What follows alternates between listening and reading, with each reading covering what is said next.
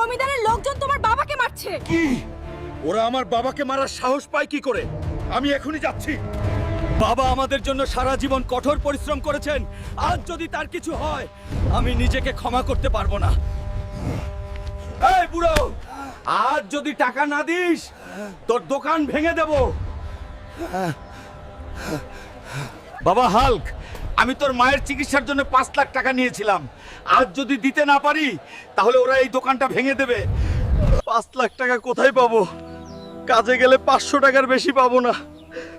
আমাকে কিছু করতে হবেই। জঙ্গল থেকে আসা একটা কিংকং গ্রামের সব বাড়ি ভেঙে দিচ্ছে। যদি কেউ কিংকংকে ধরে ফেলতে পারে, তাহলে গ্রামের প্রধান 10 লাখ টাকা পুরস্কার দেবেন। আমি কিংকংকে ধরে ফেলবো এবং 10 লাখ টাকা পুরস্কার নেব। আমার সাথে যুদ্ধ কর।